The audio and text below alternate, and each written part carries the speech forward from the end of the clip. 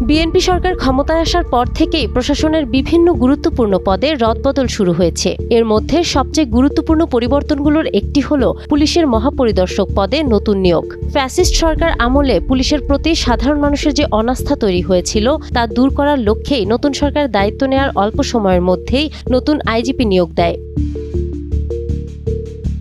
আলী হোসেন ফকির IG পদে পদোন্নতি পেলেও কর্মজীবন শুরু করেন পুলিশ সুপার হিসেবে এবং নিজ পরিশ্রম ও অধ্যাবসায়ের মাধ্যমে ধাপে ধাপে পদোন্নতি লাভ করেন। তবে ২০২২ সালে তাকে রহস্যজনকভাবে বাধ্যতামূলক অবসরে পাঠানো হয়। ২০২৪ সালের রাজনৈতিক পরিবর্তনের পর তার ভাগ্যের চাকা ঘুরে যায়। তিনি পুনরায় পুলিশে ফিরে আসেন এবং অল্প সময়ের মধ্যেই গুরুত্বপূর্ণ পদে দায়িত্ব পান।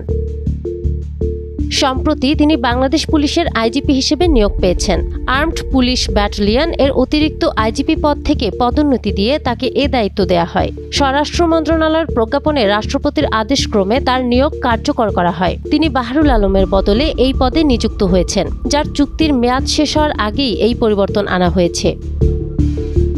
আলী হোসেন ফকির ১৫তম বিসিএস পুলিশ ক্যাডারের কর্মকর্তা এবং ১৯৯৫ সালে সহকারী পুলিশ সুপার হিসেবে কর্মজীবন শুরু করেন। তিনি নেত্রকোনা, ফেনী ও মাগুরা জেলার পুলিশ সুপার, ঢাকা মহানগর পুলিশের উপকমিশনার এবং সিলেট রেঞ্জ রিজার্ভ ফোর্সের কমান্ড্যান্ট সহ বিভিন্ন গুরুত্বপূর্ণ দায়িত্ব পালন করেছেন। এছাড়া কসোভো ও আইভরি কোস্টের জাতিসংঘ শান্তিরক্ষা মিশনে কাজ করেছেন।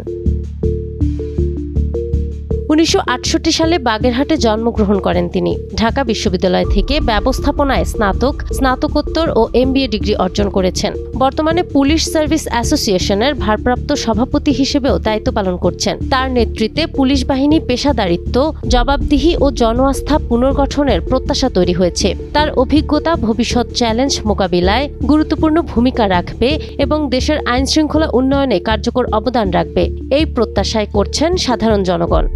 নাহার বৃষ্টি, টাইমস টুডে।